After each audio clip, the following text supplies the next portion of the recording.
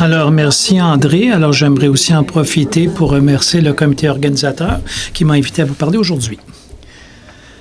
Alors, l'âge physiologique des semences de pommes de terre. L'âge physiologique fait référence au stade de développement des tubercules résultant des changements biochimiques à l'intérieur des tubercules. L'âge physiologique est déterminé par deux facteurs. L'un est l'âge chronologique ou le passage du temps, et habituellement, on le mesure en mois après la récolte, de même que par l'environnement pendant la production et l'entreposage des tubercules.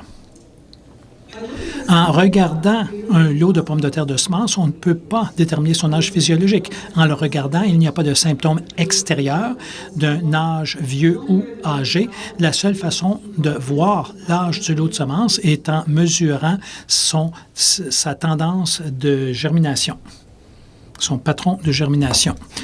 Voici le portrait d'une très jeune pomme de terre de semences. Si je réussis à voir le point, le voilà. Alors, la jeune pomme de terre de semence a une dominance apicale forte. Donc, ils vont produire un germe du bout apical. Avec le vieillissement du tubercule, de plus en plus d'yeux vont sortir de dormance. Ça veut dire qu'on perd de la dominance apicale et le côté apical du tubercule va germer tous ses yeux. Lorsque le tubercule est encore plus vieux, on perd complètement la dominance apicale et chaque œil va germer. Quelles sont les caractéristiques de semences âgées? Des semences âgées vont avoir une dormance plus courte que les semences plus jeunes. L'émergence va être plus rapide. Plus de tiges par plante vont être produites parce que, comme je l'ai mentionné, on perd la dominance apicale. Par conséquent, il y a davantage de tubercules par plant. Et la période de grossissement des tubercules est plus courte et il y a un changement de profil du calibre des tubercules. Et ça, on va regarder ça davantage dans quelques diapos. Et finalement, les rendements vont être affectés par l'âge physiologique, mais ça dépend de l'âge du lot, le cultivar et la durée de la saison de croissance. Voici la tendance de croissance pour un vieux versus un jeune lot de semences. En rouge, ce sont de jeunes semences et en vert, des semences plus âgées. Le pointillé, c'est le feuillage et le ligne solide, ce sont les tubercules. Dans notre saison courte, il faut semer des semences un peu plus vieilles. La raison étant que... Oh, je ne réussis même pas à le voir. Le voilà. Les vieilles semences ici commencent à sortir de dormance plus tôt et se développent plus tôt dans la saison de croissance. Donc, ça commence à pousser plus tôt que les jeunes semences, mais en même temps, ça meurt plus tôt. Mais les tubercules sont initiés plus tôt, donc dans notre saison plus courte, vous allez avoir davantage de rendement que comparé à la plantation de semences très jeunes. Quand je travaillais à l'Université du Washington, ils avaient une saison de croissance de 200 jours. Ils aiment planter des tubercules jeunes parce qu'ils poussent l'été. La semence âgée est moins bonne, les jeunes plus tôt. Mais lorsque notre saison est plus courte que la leur, la semence plus âgée fonctionne mieux. Donc, ce diagramme montre la relation entre l'âge, le nombre de tiges, l'initiation et la taille des tubercules. À la gauche, nous avons une jeune semence avec beaucoup de dominance apicale, produit une ou deux tiges fortes, quelques tubercules. Chacun des tubercules sont très gros. Lorsque les tubercules vieillissent, davantage d'yeux vont germer, vous avez plus de tiges, 3 ou 4. Le nombre de tubercules augmente et chaque tubercule est un peu plus petit.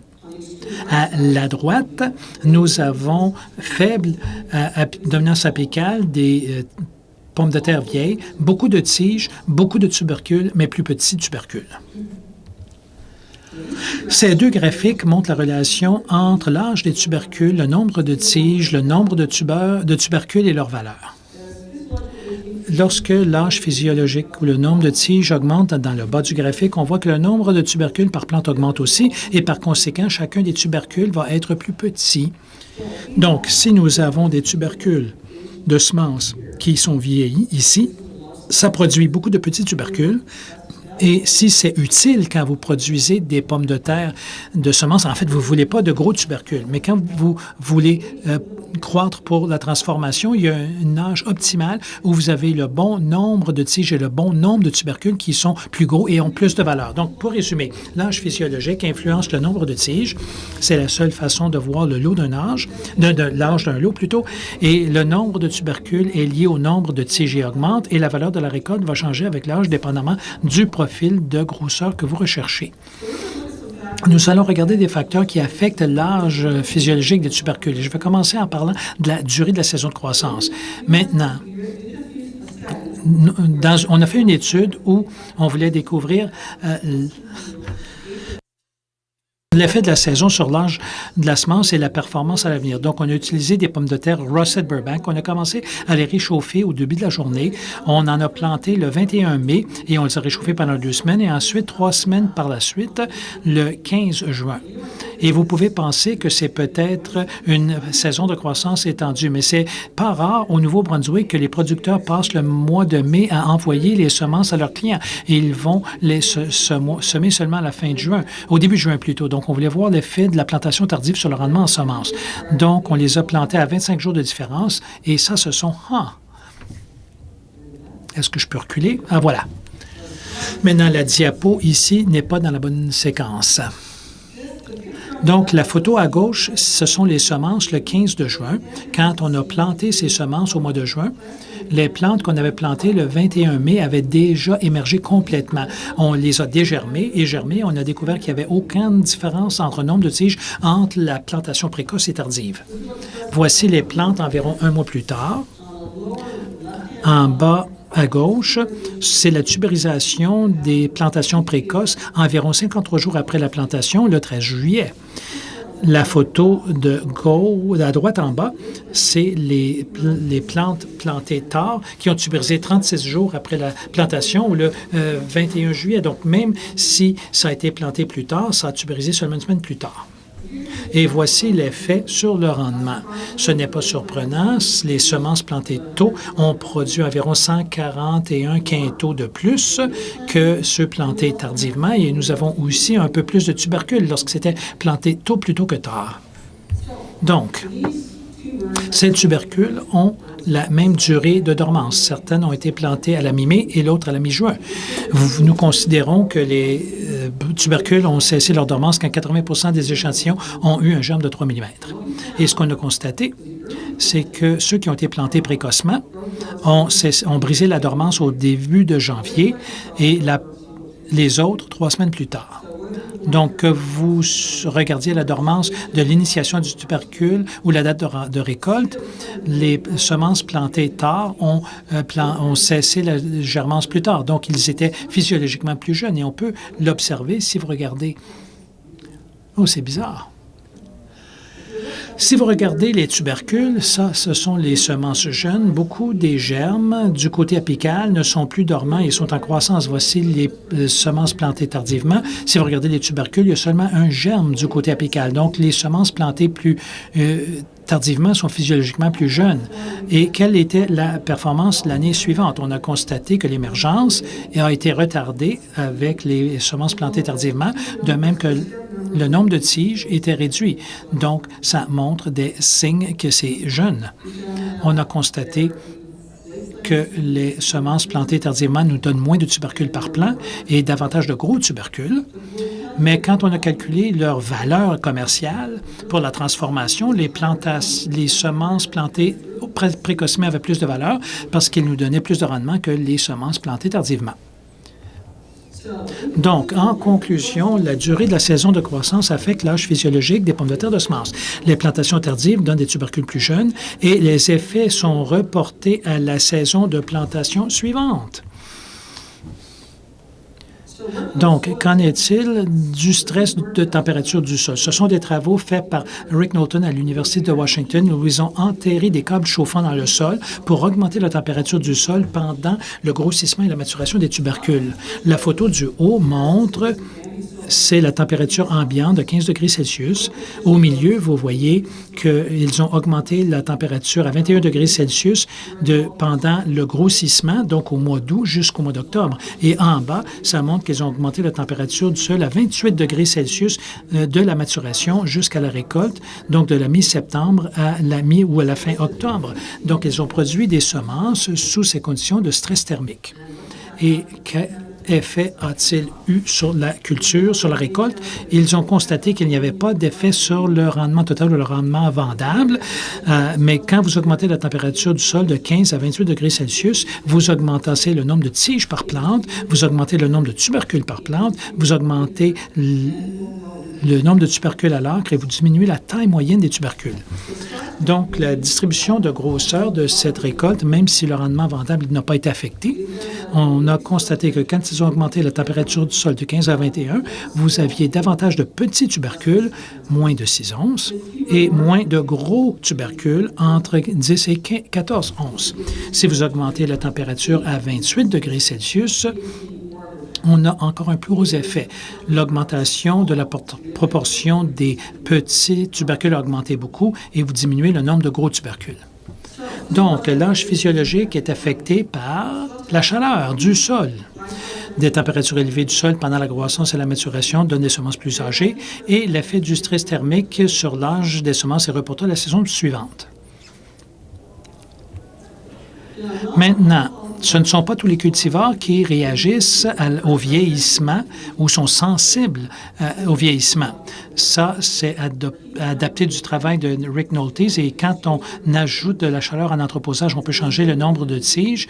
Et ça, c'est un signe de l'âge. Donc, ils ont constaté, par exemple, que Umatilla et Russet Burbank ont réagi au vieillissement en augmentant le nombre de tiges de 3 tiges par plant. Certaines variétés, comme celles qu'on voit en bas de la diapo, sont relativement peu sensibles au vieillissement. Donc, ils n'ont augmenté le nombre de tiges que de moins de 1 tige par plant. Même si on peut changer le nombre de tiges de 1 tige par plante sur une base d'un arc, ça représente des milliers de tiges de plus, ce qui réduit d'autant le nombre de tubercules, ou augmente d'autant le nombre de tubercules plutôt. Qu'en est-il de la température d'entreposage et la date de plantation? En rouge, c'est des tubercules à 4 degrés Celsius pendant l'entreposage. 50 de ces tubercules ont produit 3 tiges ou moins.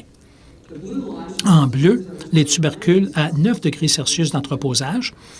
70 de ces tubercules ont 3 ou davantage tiges par plante. Et si vous remarquez, quand vous les vieillissez à une température plus élevée, davantage de plantes ont davantage de tiges. En les entreposant à 4 degrés, on a un maximum de 7 tiges à 9 tiges. Donc, la température plus élevée d'entreposage produit davantage de tiges pour les pommes de terre plus âgées. Voici d'autres travaux faits à Washington State. C'est la température d'entreposage et la date de plantation. Les lignes vont du bas vers le haut. La température d'entreposage augmente. Donc, quand c'est plus chaud, vous avez davantage de tiges par plante. Et si vous retardez la date de plantation, vous avez aussi davantage de tiges par plante. C'est ce que ce graphique montre. Je regarde des Russet Burbank au Nouveau-Brunswick depuis 15 ans et on compte toujours les tiges. Et la moyenne du nombre de tiges, c'est d'environ 4 pour les Russet Burbank, 4.1, 4.0. Une année,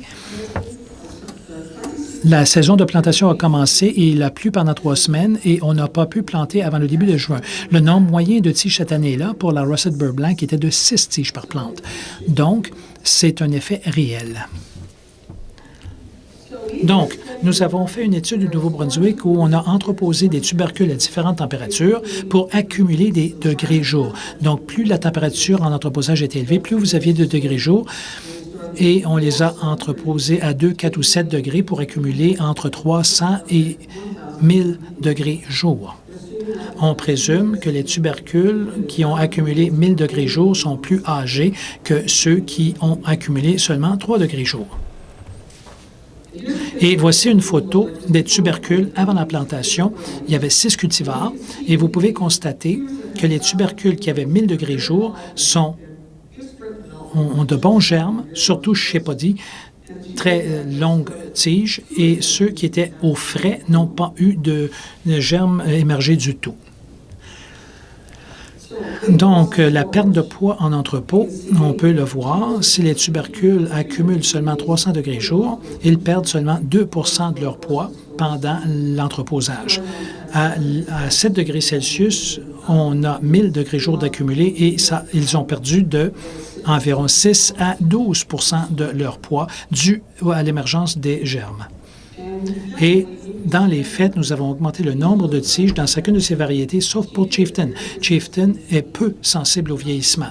On n'a pas changé du tout le nombre de tiges. On a augmenté le nombre de tiges de une demi-tige par plante ou une tige par plante. Donc, est-ce que ça augmente le nombre de tiges? Et ça, c'est un indicateur de l'âge. Est-ce que ça donne des différences de rendement au champ? Non. On a constaté que le rendement vendable et le rendement total n'ont pas été affectés par la température d'entreposage. Mais ce qu'on a constaté, c'est que l'année de production avait beaucoup plus d'effet sur le rendement total que les conditions d'entreposage. Donc, par exemple, le rendement total a varié de 300 quintaux à l'acre une année comparé à 434 la suivante. Maintenant, même si nous avons augmenté le nombre de tiges avec des températures augmentées en entreposage, on a constaté que le nombre de tubercules a seulement augmenté dans 2 variétés et on a augmenté dans Atlantique, par exemple, c'était seulement de une tige par plante. On a constaté que le rendement de petits tubercules a augmenté de seulement dans Yukon Gold. Et on a constaté que le rendement de gros tubercules a diminué seulement dans 2 cultivars, Atlantique et Russet Burbank.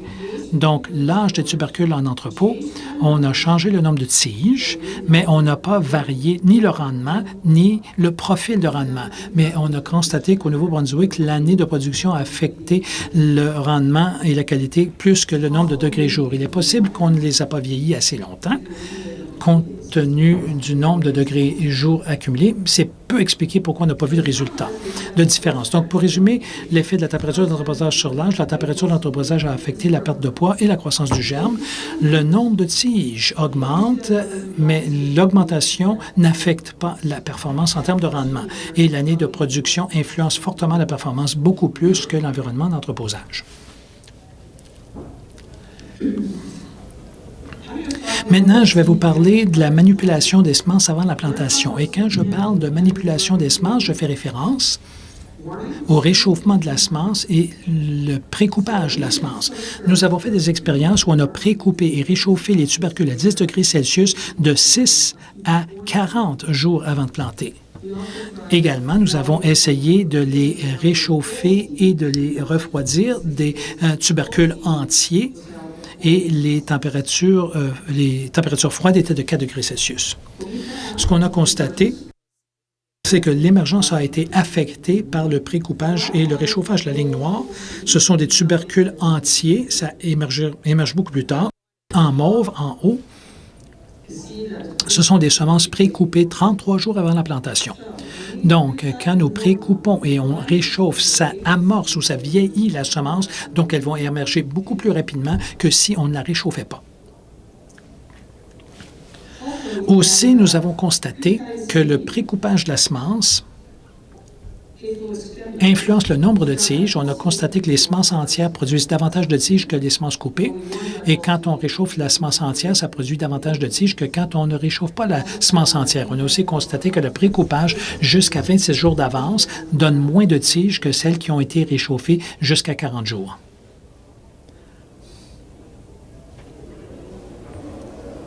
Et on peut voir la différence. Les différences dans le réchauffage et le non-réchauffage peuvent être vues au champ 30 jours après la plantation.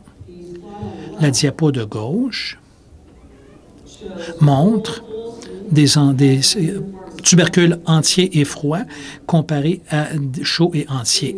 La même chose est vraie pour le précoupage. Pendant 6 jours versus 2 semaines. Donc, on a une émergence plus uniforme après réchauffage et les plants étaient beaucoup plus gros. On a aussi regardé le nombre de jours après la plantation, avant la floraison. La floraison et l'initiation des tubercules se produisent à peu près en même temps, même si ces 2 processus ne sont pas apparentés. Donc, en regardant la date de floraison, ça nous donne une idée de l'âge de notre semence. On a constaté que les semences entières froides ont fleuri environ 54 jours après la plantation. Quand on les réchauffe pendant jusqu'à 6 jours, on diminue ça de 2 jours et les fleurs se font à 52 jours. Quand on les précoupe à 19 jours, on diminue le temps de floraison à 48 jours et quand on les réchauffe plus que 19 jours, on raccourcit la période de floraison de 10 jours supplémentaires. Donc, ces tubercules, ceux qu'on a précoupés et préchauffés, vont initier des tubercules plus tôt. Et qu'en est-il de l'effet du précoupage et du réchauffement sur le rendement vendable? On va se concentrer sur les 5 colonnes du milieu. Ce sont des semences qu'on a réchauffées pendant 6 jours. Ça nous a donné le rendement le plus faible. Ici, on a réchauffé les semences pendant 19 jours, pas beaucoup plus haut, un petit peu plus haut que juste 6, et ces 2 histogrammes nous ont donné le rendement optimal. Mais on les a réchauffés entre 26 et 33 jours. Et on les a vieillis pendant 40 jours. Ça a réduit le rendement, donc on les a vieillis trop. Les semences entières, c'est comparable à des semences coupées, de même que les tubercules qui ont été réchauffés pendant 2 semaines et ensuite coupés. Leur rendement est un petit peu plus élevé que si on ne les réchauffait pas du tout. Donc, nous avons pu augmenter le rendement en précoupant et en réchauffant les semences. Et le profil de rendement indique que les semences qu'on a réchauffées jusqu'à 19 jours sont relativement jeunes parce qu'elles ont davantage de petite taille et moins de gros tubercules que les semences qu'on a précoupées et réchauffées pendant plus que 19 jours. Et quand on calcule la valeur, on a ajouté la valeur d'un contrat de transformation au rendement obtenu comparé à couper pendant 6 ou préchauffer pendant 6 jours et précouper 26 à 33 jours d'avance. On a augmenté la valeur de cette culture d'environ 3 000 l'acre. Donc, la manutention des semences avant la plantation, en d'autres mots, précouper et réchauffer des semences, va âger la semence. Et il y a une durée optimale de réchauffement. Donc, on obtient le rendement maximum ou la valeur maximum de ce rendement. Et les semences peuvent être réchauffées trop longtemps, elles vont devenir trop âgées et ça va réduire le rendement. Et nous pouvons changer le profil de rendement en précoupant et en réchauffant pour maximiser la valeur de la récolte.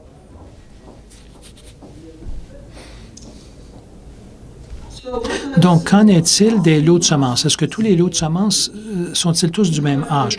Nous avons échantillonné 9 lots du Nouveau-Brunswick et nous avons fait un test de germination en les faisant germer pendant 4 semaines à 18 degrés Celsius à la noirceur et on a regardé les tendances de germination. Maintenant, j'ai l'impression que tous ces tubercules sont jeunes. Surtout le numéro 5, celui en haut à droite, il y a un germe dominant. Le numéro 4 en bas à gauche, il est clair que la demi du haut germe et les autres, c'est difficile d'évaluer la tendance de germination à moins qu'ils ne soient très différents en âge. Donc, on a regardé tous ces échantillons et les a considérés comme étant jeunes. Donc, suite à l'étude préalable où on a préchauffé et coupé, on a précoupé et chauffé tous ces lots pendant 28 jours à 10 degrés Celsius et ensuite on les a plantés. La moitié des tubercules n'ont pas été réchauffés. On les a gardés à 4 degrés Celsius, on les a coupés, on les a réchauffés pendant seulement 1 semaine avant la plantation et ensuite plantés. Donc, le lot de semences, l'échantillon qui a été coupé et chauffé pendant 21 jours, je considère qu'il est chaud, et celui qui a été coupé après 4 degrés Celsius et 1 semaine avant la récolte, je l'identifie comme étant le lot traité au froid. Donc, ce qu'on a observé, c'est qu'il y a 3 tendances d'émergence distinctes. Voici un exemple. On appelle ça le lot qui n'a pas été réchauffé et il a émergé beaucoup plus lentement que celui qui a été réchauffé. Et par la photo, on voit que celui qui a été réchauffé à la gauche, les plants sont plus gros, plus uniformes et beaucoup moins de manque. Donc, on a pu accélérer l'émergence en chauffant les tubercules. Voici une autre tendance de ces lots de semences. Le lot froid, celui qui n'a pas été réchauffé, ou l'échantillon plutôt froid, n'a jamais atteint 100 d'émergence. Et encore une fois, de la photo, vous voyez comment les plantes qui ne venaient pas des semences réchauffé, il y a vraiment beaucoup de manque dans le champ. Et ensuite, nous avons eu une troisième tendance de germination où on n'a pas vu de différence. Le vieillissement, ou plutôt le réchauffement des semences avant la plantation n'a pas affecté le taux d'émergence ou la vigueur ou le peuplement. Donc, même si nous considérons que ces 9 lots étaient jeunes, ils ont quand même réagi différemment. Et on a constaté qu'il n'y avait aucune corrélation entre le nombre de tiges. Donc, le réchauffement n'a pas affecté le nombre de tiges. Des fois, par exemple, il n'y avait pas d'effet sur le nombre de tiges. Par exemple, pour le lot numéro 1, des fois, le réchauffement donnait davantage de tiges, comme par exemple dans le lot numéro 3, ou des fois, comme pour le lot numéro 9, quand on ne les réchauffait pas, on avait davantage de tiges que quand on les réchauffait. Et qu'en est-il du rendement? Les barres en rouge représentent les semences réchauffées, en rouge celles au froid. On a constaté qu'en général, le réchauffement donnait des rendements plus élevés, 350 quintaux à l'acre comparé à 312 au froid. Aussi, à remarquer, c'est que les numéros 2 et 9, les barres bleues, sont plus élevées que les barres rouges.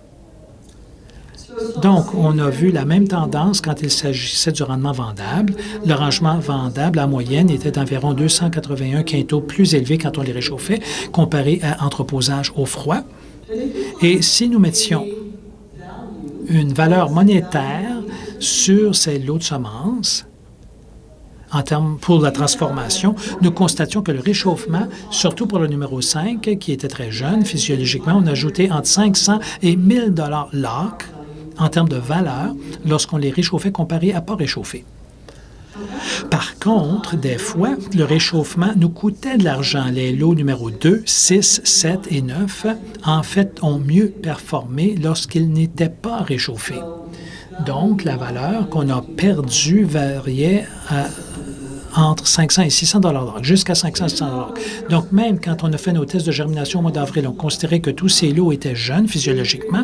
Ils semblaient être d'âge différemment parce qu'ils ont réagi différemment à nos traitements de réchauffement. Donc, ce que l'on déduit de cette étude, c'est que la plupart des lots de semences vont profiter du réchauffement des tubercules avant la plantation. C'est surtout vrai si vous avez des conditions moins qu'idéales pour la plantation. Si c'est un printemps froid et humide, vous êtes mieux de les réchauffer que non. On ajoute une émergence plus rapide, une émergence plus uniforme quand on les réchauffe et le rendement était supérieur de même que la valeur. Mais certains lots réchauffés pendant 4 semaines à 10 Celsius, ça n'a pas été avantageux. Donc, il faut bien connaître l'état de vos lots. Découvrez quel genre de saison vos producteurs de semences les ont eus, comment ils les ont entreposés pour savoir comment les gérer avant de les planter. Voici des travaux faits à Washington State avec Rick Knowles et vous pouvez surmonter l'âge physiologique des semences en augmentant l'espacement dans le rang. Cette étude a été faite où ils avaient 2 lots de semences, une qui était jeune et une qui était âgée. Les jeunes semences ont produit 2,8 tiges par plant, les semences âgées 5,4. Et quand ils les ont plantées à 15, 25 ou 35 cm, ils ont constaté 2 choses. Ils ont constaté que quand vous augmentez l'espacement pour les lots jeunes et vieux, vous augmentez le nombre de tubercules par plant. Les jeunes semences ont augmenté le nombre de tubercules de 3 par plant, les plus vieux de 7. Mais aussi, remarquez que les vieilles semences ont produit davantage de tubercules par espacement que les semences plus jeunes. Donc, même si, comme on l'a constaté auparavant, le vieillissement donne des pommes de terre plus petites, si on compare le poids moyen des tubercules entre les jeunes et vieilles semences, chaque espacement, c'est plus bas pour les plus âgés, mais si on augmente l'espacement, on peut augmenter le poids moyen des tubercules, par exemple, de 3 onces par tubercule ou 38 % d'augmentation, et on a une augmentation de la taille moyenne des semences des vieilles semences d'environ 1,3 onces ou 25 % d'augmentation. Donc, si vous savez que vous avez des semences âgées ou vous avez un retard de la plantation, vous pouvez les espacer davantage pour partiellement compenser pour l'âge physiologique. Donc, augmenter l'espacement, oui, augmente le nombre de tubercules, mais aussi leur taille. Et ce que Rick Knowles a conclu, c'est que des semences à 35 cm du vieux lot étaient comparables aux jeunes à 25 cm d'espacement. La dernière chose dont je vais vous parler, c'est les régulateurs de croissance. Et en particulier, j'aimerais vous parler de l'acide gibberellique. L'acide gibberellique est une phytohormone qu'on retrouve dans les tiges en croissance qui stimule l'élongation en stimulant la division cellulaire. Et l'acide gibberellique augmente ou affecte les taux d'émergence, le nombre de tiges, le nombre de tubercules et la taille et la forme des tubercules. Et il y a 2 produits disponibles qui sont homologués au Canada. Un, c'est une comprimée qu'on appelle Falgro et l'autre est une formule liquide qu'on appelle Florigène. Donc, nous avons appliqué de l'acide gibberellique aux pommes de terre afin de simuler un âge physiologique grandissant. Et quand on traite les semences avec l'acide gibberellique entre 2,5 et 5 parties par million, nous avons accéléré l'émergence. Si vous regardez 23 jours avant la plantation, nous avons étudié 6 cultivars et on a montré les résultats de Yukon Gold. À 23 jours après la plantation, seulement 25 des plants non traités ont émergé, tandis que 80 des plants traités, eux, avaient émergé. Et l'acide gibberellique augmente le nombre de tiges. Il a augmenté de 2,5 tiges avec 0 ppm à un peu plus de 4 tiges avec 5 ppm. Donc, nous avons effectivement vieilli les semences en ajoutant de l'acide gibberellique. Quand on a appliqué de l'acide gibberellique, on a changé le profil de rendement. On a augmenté le pourcentage de la culture qui a moins de 50 mm de diamètre et nous avons réduit de façon significative le pourcentage de la culture qui était de plus de 63 mm de diamètre, donc les jumbo. Et l'acide gibberellique a aussi augmenté le nombre de tubercules par plant de 5,8 à un peu plus de 7 et a diminué la taille moyenne des tubercules de 81 à 51 grammes. La photo à gauche montre les teneurs qui augmentent de droite à gauche en acide gibberellique avec les tailles de tubercules qui diminuent. Vous voyez, la rangée du haut a beaucoup plus de gros tubercules que à 0 ppm, le témoin, comparé à 5 parties par million, il y a davantage de tubercules qui sont entre 1,5 et 2 pouces. Donc, en résumé, pour l'acide gibberellique, quand on applique l'acide gibberellique à la semence, on a augmenté le nombre de tiges et de tubercules, on a réduit le poids moyen des tubercules, et si nous produisons des tubercules de semence, on a amélioré le calibre pour la semence. L'acide gibberellique peut aussi être utile si vous l'appliquez à une récolte de primeurs où vous voulez beaucoup de petits tubercules. Et ceci dit, je vais résumer tout ce que j'ai mentionné au sujet de l'âge physiologique aujourd'hui. D'abord, les tubercules de semences vont se souvenir des conditions de croissance. Ils s'en souviennent pendant toute la saison de croissance, de même que tous les stress de chaleur qu'ils ont subis. Je n'ai pas parlé des stress hydriques, mais les stress hydriques en soi n'affectent pas l'âge physiologique. Ça va augmenter l'âge par son effet sur la température du sol. Donc, quand vous avez un sol sec, ils vont se réchauffer davantage, donc ça va vieillir les tubercules, pas le manque d'eau. Une augmentation de la température d'entreposage va augmenter le nombre de tiges. Les nombres de tiges sont un indicateur d'âge, mais ça n'affecte pas la performance au champ dans notre région. Couper les semences et les réchauffer avant la plantation peut optimiser l'âge, donc augmenter l'émergence et la valeur de la culture. Pas tous les lots de semences sont équivalents.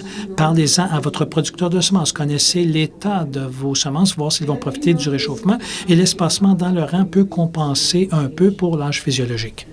Et finalement, l'acide gibberellique, un régulateur de croissance, va changer le profil de rendement et va produire davantage de tiges et davantage de petits tubercules. J'aimerais remercier les sources de financement pour tous ces travaux. Vous avez le projet Croître l'avenir 2, le programme de financement agricole, les employés du ministère de l'Agriculture qui ont aidé avec les travaux au champ et de même que les employés de la ferme de recherche McCain qui ont été impliqués dans ces essais. Et ceci dit, je suis prêt à répondre à vos questions si vous en avez.